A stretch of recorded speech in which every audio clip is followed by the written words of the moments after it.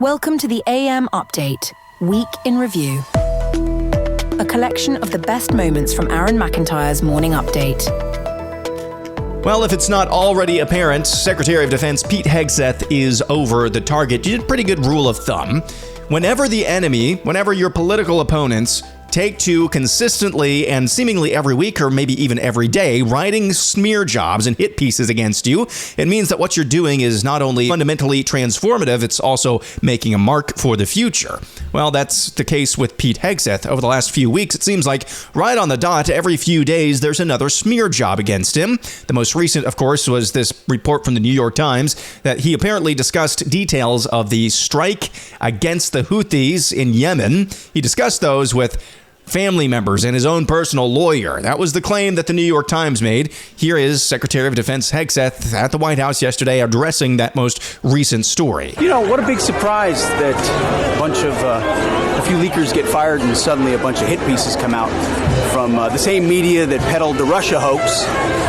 Won't give back their Pulitzers. They got Pulitzers for a bunch of lies. And on hoaxes, time and time again.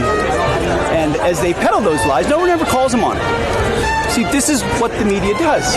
They take anonymous sources from disgruntled former employees, and then they try to slash and burn people and ruin their reputations. Not going to work with me, because we're changing the Defense Department, putting the Pentagon back in the hands of warfighters, and anonymous smears from disgruntled former employees on old news doesn't matter. So I'm happy to be here at the Easter egg roll with my dad and my kids, because, you know, this is what we're doing it for. These kids right here. This is why we're fighting the fake news media. This is why we're fighting slash and burn Democrats. This is why we're fighting hoaxsters. This group right here, full of hoaxsters that peddle anonymous sources from leakers with axes to grind, and then you put it all together as if it's some news story. And when we know it, we know exactly what it is. So I'm really proud of what we're doing for the president, fighting hard across the board, and I'm going to go roll some Easter eggs with my kids. Thank you very much. There must be a lot of bodies buried, metaphorically speaking, or maybe literally, I don't know, at the Department of Defense. Because Hegseth's nomination for DoD Secretary was by far the one met with the most resistance from the entrenched bureaucracy and the entrenched swamp on both sides of the aisle in the Senate. And here he is. He hasn't even been on the job 3 or 4 months, and just right on schedule, seemingly every week or every few days, there's another smear job, a hit job against him, a hit piece against him. And of course, there was stories recently, multiple staffers from Pete Hegseth, they were fired, escorted out of the building after a leak investigation. And now that they've been fired, there's a whole bevy of hit pieces against Hegseth. That's a pretty good indication that he's up to something very good. Also, I should add this about Pete Hegseth at the Rose Garden yesterday, the Easter egg roll. President Trump was asked about his Department of Defense secretary, and he gave him his ongoing endorsement.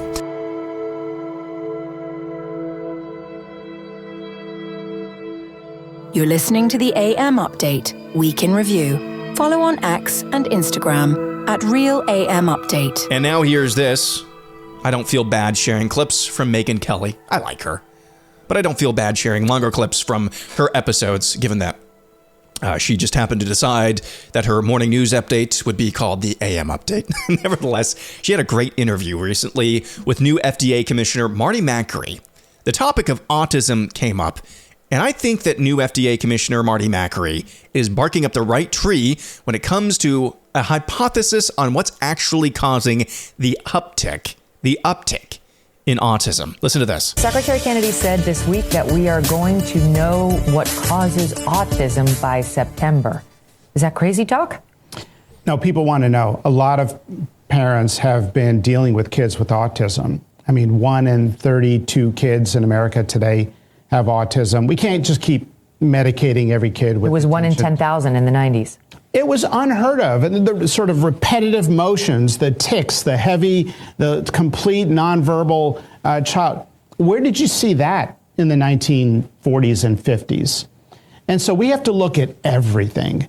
And when you do science, you can't say, hey, we're going to do a study of what is causing this epidemic affecting 1 in 32 kids. But you can't look at these these potential causes. That's not how science is done. That's what we've been saying. And for the record, you're not saying it, but people are talking in part about vaccines because Kennedy has said it should be on the list of things we look at. Now, his critics will say he's blaming it all on the vaccine. He's blaming autism on the vaccine. I've talked to him personally. That's not what he says. That's not what he's saying He says at all. they're growing up in a toxic stew. That's one of the many things, and in particular, like the aluminum that they put in it as a preservative.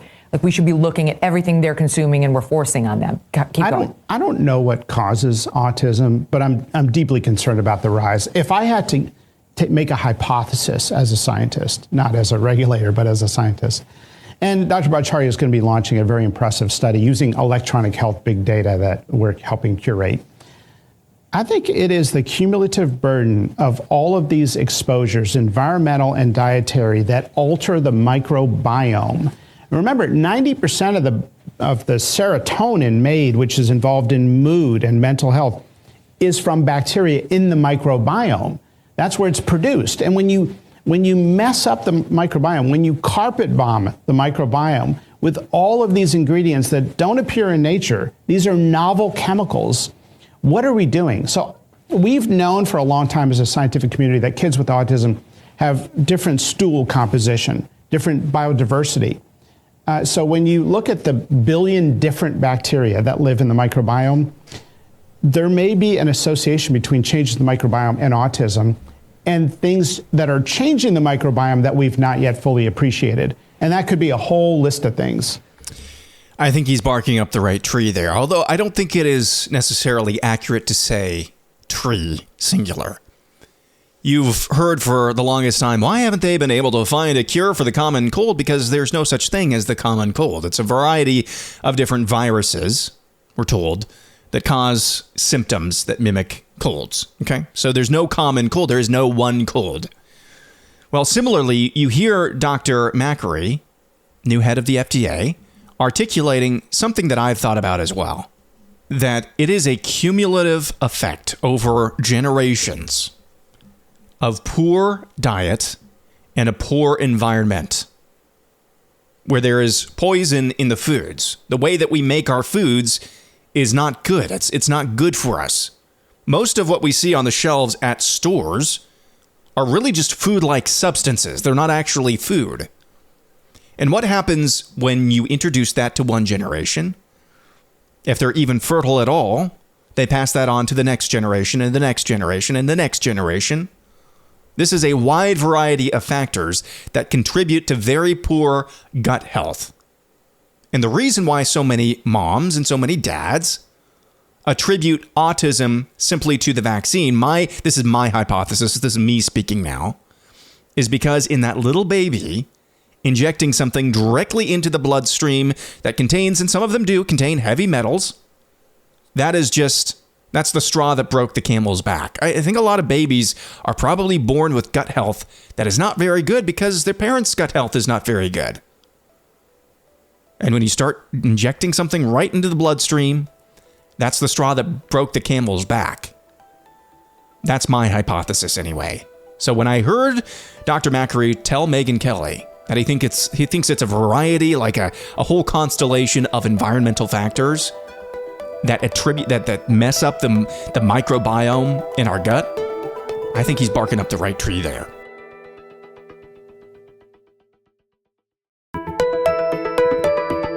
I just want to read a couple of different posts that caught my eye over the weekend to set up what I want to say about where we are as a country, if we even have one, for air analysis. I want to read this first from James Kirkpatrick, VDare James K. on X. Quote, "The Constitution doesn't protect you from the feds getting you debanked or seizing your funds without a charge or shutting down your business or getting raided at 3 a.m. or being totally deplatformed. It protects people who shouldn't even be in the country, though."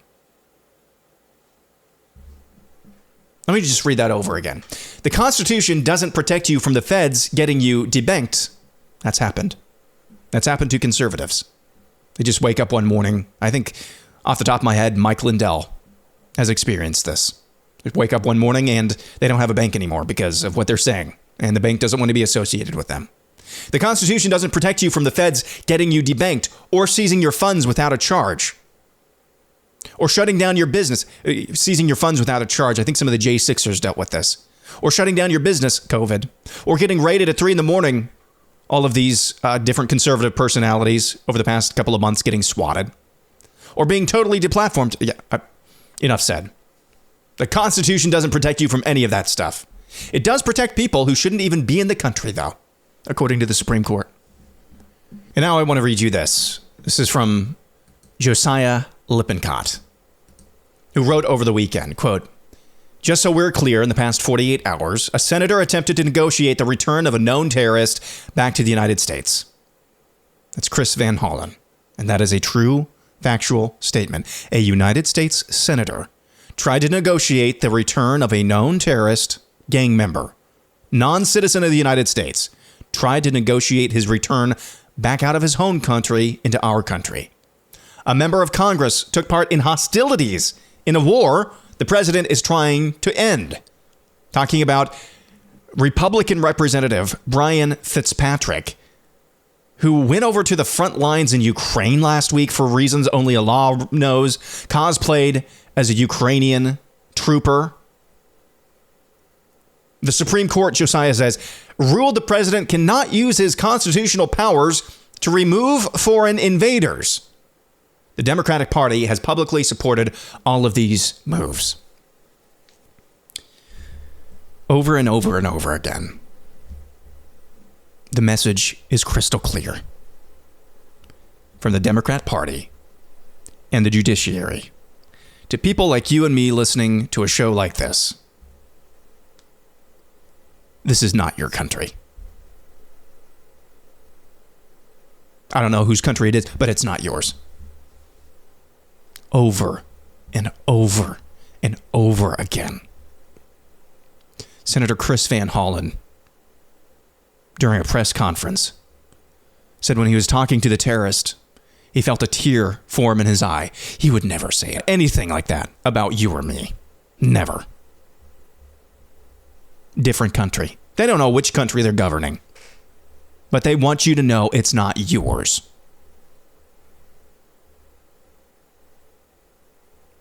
Joe Biden can import 10 to 20 million illegal aliens.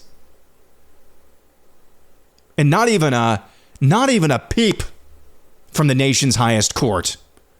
Creating apps that illegals can sign up for to ease their entry into the United States. Creating flights to make sure illegals get into the interior of this country as easily as possible.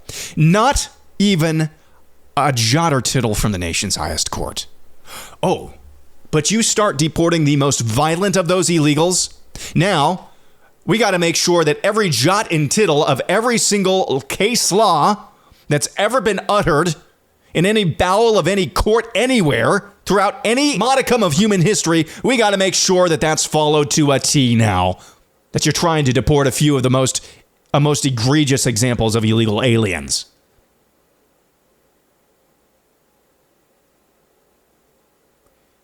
If President Trump tomorrow just tells the courts, thank you, feel free to enforce your opinion.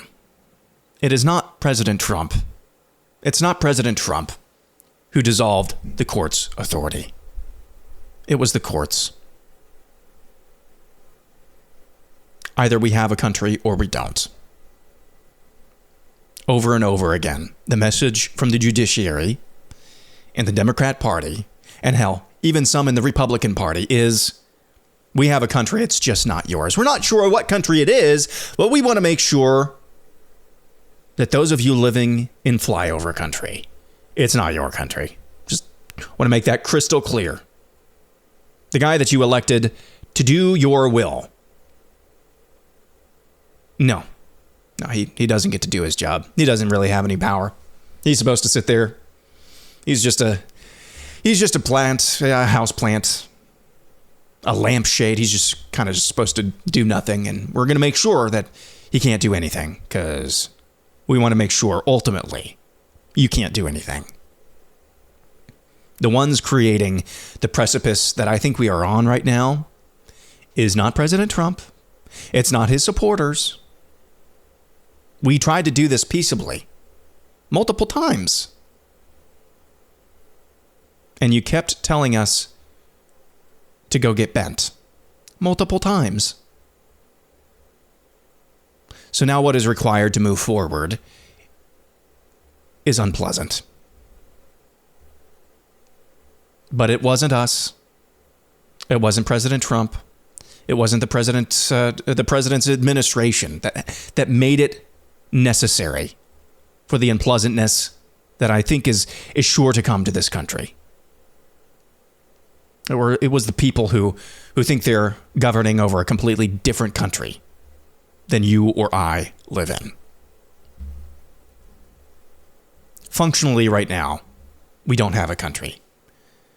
If you can just import 10 to 20 million illegal aliens without a word from the Supreme Court or a word from Congress, but you try to remove them, and now we have to follow every single codicil, every single syllable of any single text message from clerks or interns in the 666th District Court of Siberia.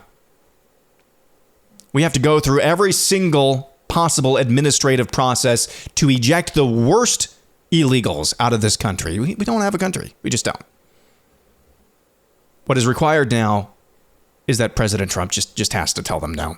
Kick rocks. I saw something that someone I respect wrote over the weekend, and it made my jaw drop, but it's true. We would be far better off under a dictatorship than judicial supremacy at this point. I don't want a dictatorship, but a dictatorship is what we will get. If the courts, the people we elect in office, do not pay attention and do not heed the will of the people. The will of the people was very clear after last November. And it's very clear that it is not being heeded. You're listening to the AM Update, Week in Review. Follow on X and Instagram at Real AM Update. Dwight Schrute from The Office, a.k.a. Rainn Wilson, the actor, joined MSNBC's Stephanie Ruhle this week to talk about media trust. Now, Rainn Wilson has done a number of interviews. I featured a clip from him talking about his experience with, I think, delivering his son or daughter, his first child, and what that meant to his faith. Now, he's not a Christian. He's a member of the Baha'i religion, and he's spoken about cultural things, political things, but he treads very lightly, and he tries not to get too partisan. Well, that's not the case in this clip, as he's talking to MSNBC's Stephanie Ruhle. This is the most political and partisan I've ever heard Dwight Schrute, a.k.a. Rainn Wilson. 40% of Americans don't trust mainstream media. Why is that? How did we get here? Listen, we are seeing a huge loss in trust of all of our institutions. It's the media, it's medicine, it's banking. It's a huge problem because when you think about democracy and all of these pillars, they need to stand tall, they need to stand strong. And sort of losing that trust is not by accident, it's by design.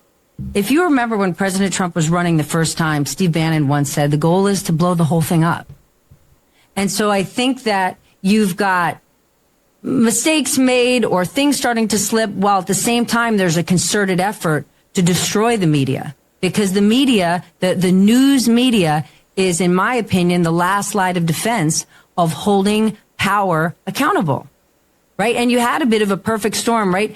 President Trump won and tons of people were shocked or angry or frustrated and they're tuning out. And at the same time, you have the Elon Musk media machine because they want you to leave traditional media and they want you to go to X, which is a bastion of misinformation where there is no fact checking. So it's a perfect storm of people saying, I'm angry, I'm frustrated, I'm tuning out, I'm disconnecting. And then you have a force pushing it. But even in the last 2 weeks, what we need to do is just cover what's happening in America, right? We have to cover Democrats trying to figure out what their lane is and how they're going to get back on their feet. And we have to simply cover what this White House is doing. And I think if we do that, right, there's that saying, you know, trust is gained in raindrops and it's lost in buckets. And it's not yes, you're not incorrect that the media has lost trust. This is where I would push back. When I see this kind of insight and passion being directed at the current administration, and the lack of this kind of insight and passion being directed at the previous administration, where, again, I'm not talking about you, I'm talking about left-leaning news media organizations were kind of like, la, la, la, la, la, everything's fine, look, the environment's, look, the economy's great, la, la, la, immigration's not that much of a problem, and really being Cleopatra, queen of denial, thank you, boom. I would push back on immigration. So there is Dwight Schrute, the actor. His name is Rainn Wilson. Just completely to MSNBC's Stephanie Ruhle saying, bless your heart, sweetie. And I know he made the caveat there. I'm not talking about you, of course. Whenever somebody says to somebody else, I'm not talking about you, they're talking about them. Rainn Wilson saying, I see just a complete double standard in the passion and insight, he says, for this administration that I did not see the last 4 years. What gives? I don't know what Rainn Wilson's story is. I don't really even pretend to understand how he arrived at that conclusion to where he is trying to be honest and looking at the world as honestly as he can. Generally speaking, I'd attribute that to a biblical worldview. He does not have a biblical worldview. He's from the Baha'i religion. Maybe he's converted recently and he's just not talking about that. But I've never heard him talk that partisan before, that politically before. And he's talked about political issues, but he's talked so in a very, not a fence-riding way, but a very respectful to both sides type of way. That's the most partisan I've ever heard him. I'd submit to you maybe an explanation for this absent biblical worldview is that the left has absolutely gone so crazy that people like Rainn Wilson, who would like to just play both sides, and that's making it sound, it takes a lot of work for somebody like Rainn Wilson, a celebrity, to make sure you're not being patronizing or disrespectful to either side. It takes a lot of work, so I don't mean to put him down for this. But I would submit that the left has gone absolutely nuts, and their media is included in that. That would be legacy media. That it's just impossible for people who really want to just have an honest view of the world, even absent a biblical worldview. It's impossible for them to ignore the propaganda at this point.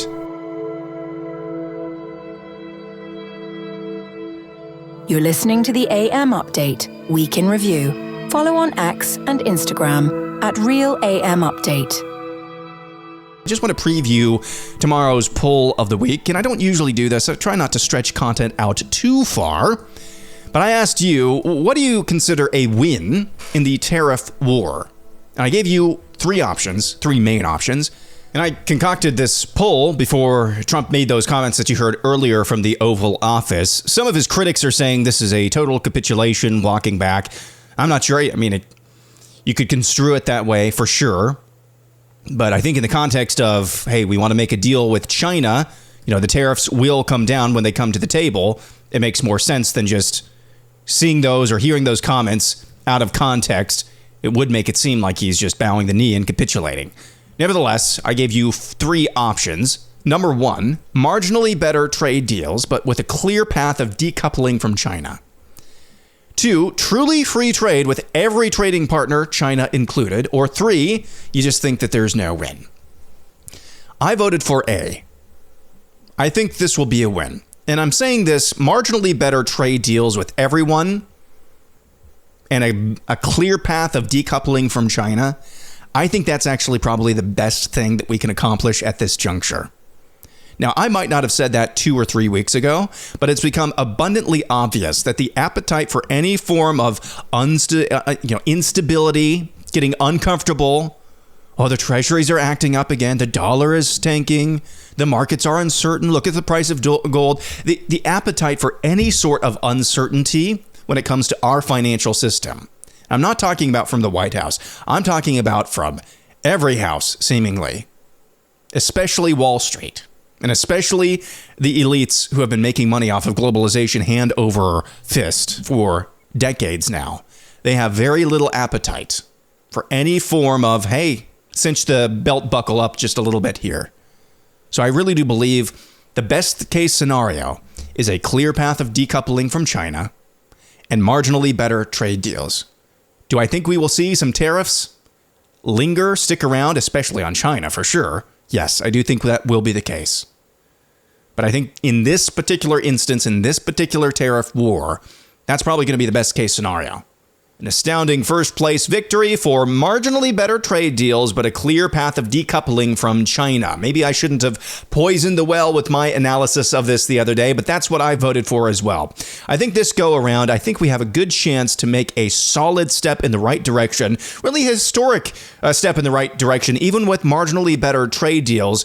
The historic part would be a clear path of decoupling from China. And I think that means permanent tariffs on certain sectors that China produces to encourage nearshoring or onshoring, reshoring, whatever kind of shoring you want to talk about, of critical industry back into this country.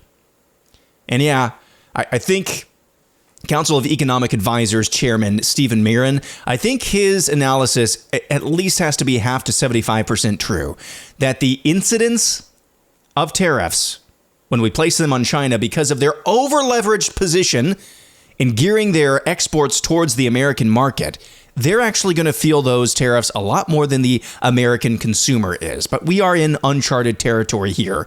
So we're just going to have to find out and see how this plays out. In second place, B, truly free trade with every trading partner, China included. 22.8% said that is the best win in this tariff war. C is in fourth place at 6.5%, saying there is no win. And D, 8.4% say other. And there are only a few people who really spelled out other. Exponentially says it all depends on which administration official is talking about the tariffs. That's kind of true, at least at the very beginning. Garrett says maintain a low universal tariff of 5 to 10% on all countries with special exclusions for certain materials and products we must import. Midterm goal of replacing income tax with tariffs. Quit selling our debt, stabilize the dollar, encourage saving over spending.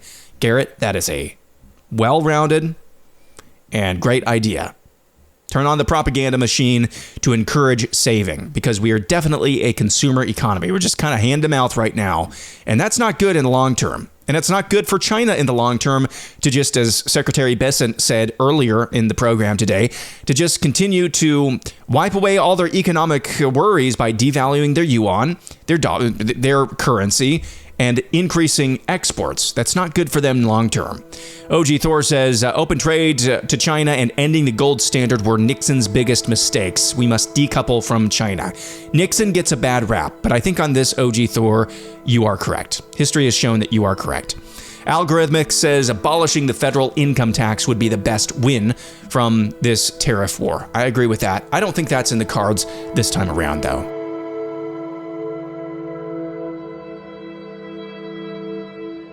You're listening to the AM Update, Week in Review. Follow on X and Instagram at Real AM Update.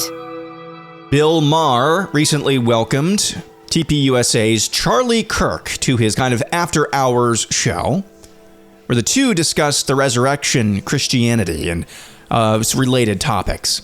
Charlie Kirk, to his immense credit, was very, very intentional and really on the money with asking Bill Maher about where he truly stands on matters of faith.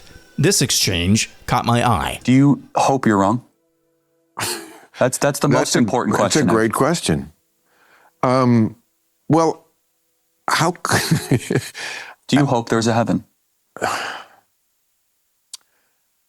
I hope they figure out how I can live forever. I like it here. Okay. With you, Charlie, drinking this and smoking pot. Fiji, I'm having a great time. I really can't imagine it better. I mean, I can't. And maybe it is. I'm sure it is.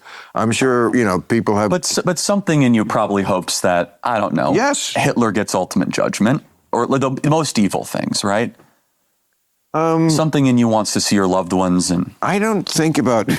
Hitler. No, but there's got to be a desire somewhere. A lot of people just think about Hitler. Stalin, Mao. I know, but I'm just saying Hitler comes up a lot. He really fair enough.